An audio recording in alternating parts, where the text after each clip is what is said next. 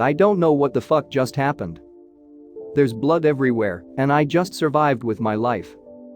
You're probably thinking, why not call the cops? Well, they wouldn't believe me. It all started a few weeks ago when a solemn-looking man knocked on my front door. I live alone, so I guess I was grateful for the company and didn't expect an FBI agent standing impatiently on the other side. "Agent McGregor," the tall man said, extending a hand and offering a curt smile. "I think we need to have a little chat." McGregor must have seen the look on my face because once he came inside and sat down on my split pea green colored couch, his smile became more sympathetic and he leaned forward, clasping both hands together. "Look, before you start sweating bullets. It's not you we're investigating. Your neighbor is our current target. But we aren't completely sure. The man we're tracking seems to have changed aliases several times. All the information, though, seems to point to your neighbor." McGregor paused again, steepling his fingers, giving me a subtle but discernible look. "This is where you come in, I'm afraid. We'd like to set up shop here, if you don't mind. We want to monitor this man and make sure that he is the one we're really after." I hesitated at first, and my hesitation only grew once he told me more about their method for detecting criminals. Apparently, the FBI will go to extreme lengths to make sure that who they are targeting is the correct individual. Regrettably, the FBI has made mistakes in the past, and don't worry, the cannibal we're going to bring in has been completely domesticated. It won't harm you. At least, according to my experience with it, everything should be completely safe. Obviously, I freaked the fuck out at the suggestion and demanded to see McGregor's badge. He rolled his eyes and pulled it out. "This isn't the FBI from the 70s. We've had to adapt to a harsher environment, which means using any method available to catch the correct perpetrator, even if that method is similar to the criminal being pursued." He kept assuring me I'd be safe, and actually I'd be safer with a trained bloodhound prowling the grounds. I certainly didn't feel that way when McGregor and another agent, one Ms. Cook, transported this creature, technically human, from their large white van to my house in a cold-looking gray cage. The cage seemed to rattle at random points, making the two agents buckle and causing one of them to press a button on a remote, presumably activating the shock collar since it yelped in pain. The brief involuntary pity I felt for the creature seemed to waylay my fear a bit, but mostly the fact that they seemed to carry a shock collar and weren't afraid to use it. Everything seemed fine at first, well, fine enough given the incredibly bizarre circumstances. McGregor formally introduced me to Ms. Cook, a paper-thin but reasonably friendly woman who seemed to have a way with the cannibal still in the cage. "His name is Percy," she said, giving me a glance and returning her attention to the cannibal. Despite Ms. Cook's apparent friendliness toward the creature, I wouldn't get too close. "She has been its exclusive trainer for the past year," McGregor said, placing his body between the cage and myself. "Hey, it's not like I haven't died a couple of times in the process of trying to get it to trust me," Ms. Cook replied, looking a bit irritated. When Ms. Cook slowly opened the cage, Percy crawled out of the opening. I was shocked at its appearance. Its skin seemed a scaled mixture of red, orange and yellow, and its teeth were twisted fangs. I backed away quickly, hiding behind the kitchen table. McGregor and Cook readied their weapons in case the beast decided to attack. It didn't. Instead, it placidly lay on the floor like a dog, eyes glassy, brain apparently half dead. It took me a while to trust its presence, but even after the end of the first day, I couldn't fully turn my back on the thing without an intense shiver. It prowled the house until sunset, making disconcerting growling noises and standing on all fours, peering above the sink out the kitchen window. To my neighbor's house. McGregor was on his phone for most of the day, letting Ms. Cook do all the work. When I asked McGregor what he was up to at one point, more out of anxiety than anything since I felt uncomfortable with only one agent doing all the work, he just said he was texting his wife. "I'd feel a bit more comfortable if you'd help Ms. Cook watch this thing. I mean, it keeps growling all the time, looking at me." "Just instinct is all," McGregor replied, giving me an absent smile. "It won't attack unless provoked. And besides, Ms. Cook is an excellent agent, quite vigilant. I've put my life into her hands more than once." There didn't seem to be any way to get McGregor to look up from his phone, so I just gave up. I remained close to Ms. Cook. Every time she turned around, she practically bumped into me. She glared at me while trying to keep Percy in line. Eventually, Percy crept into the backyard, sticking to the shadows until Ms. Cook gave it the signal that it could investigate further. It began to sniff everywhere, starting with the oak tree, where I used to play as a kid. Percy lingered there and lifted his leg to urinate, then it continued to explore the yard. Our neighbor wasn't home, and the other neighbor, the one not being investigated, was always gone on business trips, so we didn't have to worry about him. If they had been home, wouldn't have been able to bring Percy out to pick up the scent of the other cannibal. Percy kept going in circles. It always returned to my equipment shed, sniffing curiously and growling.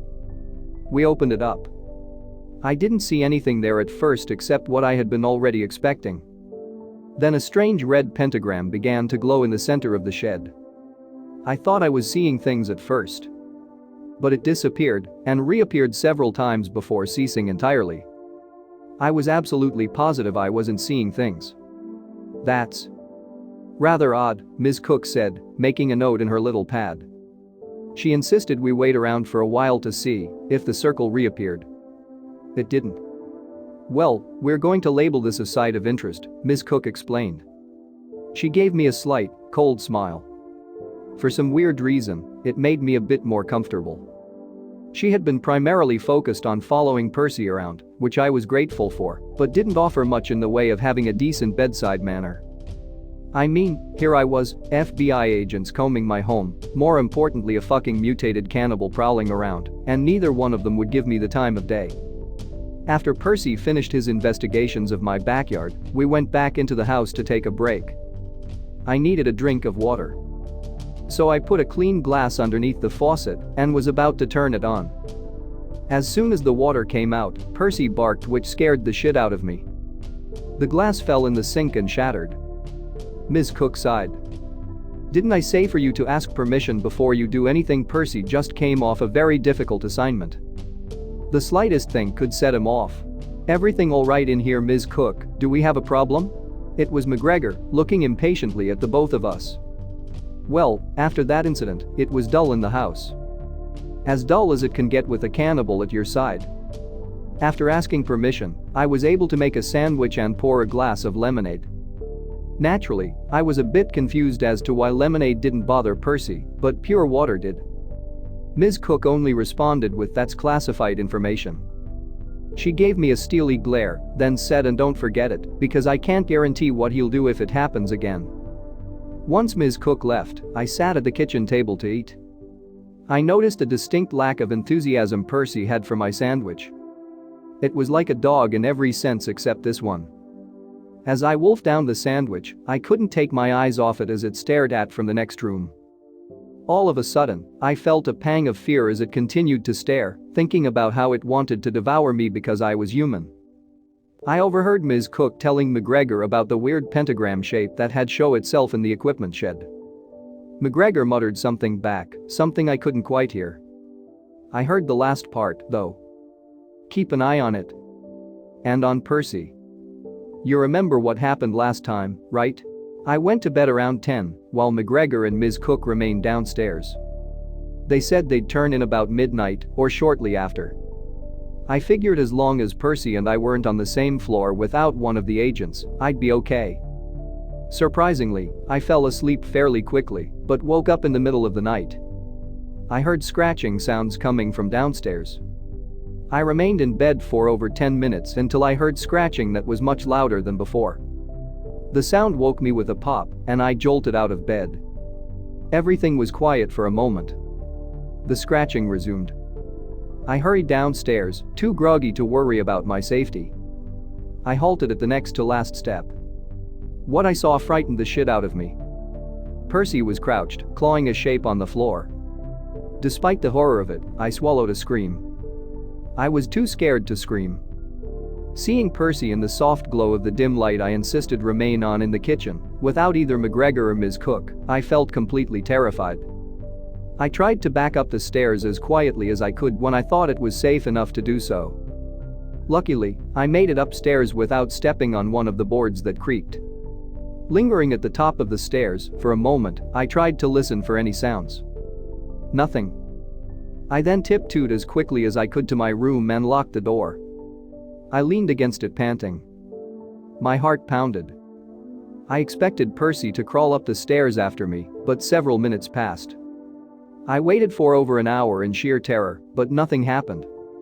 Eventually, my breathing slowed. I remained as vigilant for as long as I could.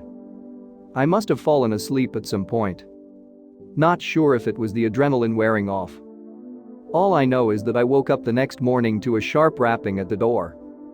Once I let Ms. Cook in, she asked why I had the door blocked. Hesitating for a moment, I told her about what I had seen Percy doing. "Well, I believe you that something scratched a shape into the floor. But I just can't believe Percy would scratch a pentagram." I was shocked that the shape on the kitchen floor turned out to be the same thing that we had found in my equipment shed. But something didn't make sense. I wondered why we saw the glowing red pentagram in the garage. If Percy was connected somehow, I failed to understand the meaning. Had he been the reason it appeared? Ms. Cook seemed just as confused as I was and still refused to acknowledge that Percy could have possibly done it. Later that morning, something else happened. I had just come upstairs from the basement and had made my way silently to the kitchen. Percy and Ms. Cook were in the living room. They didn't see me yet because I hadn't made it to the archway that separated the two rooms. I heard them talking in hushed voices. "We are getting close," I heard someone say. It wasn't McGregor because, well, for one thing, it didn't sound like him at all, and more importantly, he had gone to the grocery store. "I think so," Ms. Cook replied. "It appears that what we have found so far corroborates our initial theory. Just make sure you understand." The guttural voice said, "That you work for me. Not McGregor. Your loyalties to the FBI come second." "Yes, Percival," I heard Ms. Cook say. After they had been silent for a few seconds, I made my way back to the foot of the basement stairs, then hurried down them with as much stealth as I was capable of. I didn't want them to think I heard their conversation. I'm typing this in my room with the door blocked. I don't really care if Ms. Cook asks me why I did it again. I don't want to take a chance that she'll see me write this. I just find this all strange and terrifying, especially since neither McGregor or Ms. Cook has stepped an inch onto my neighbor's property. Was their initial reason a ruse?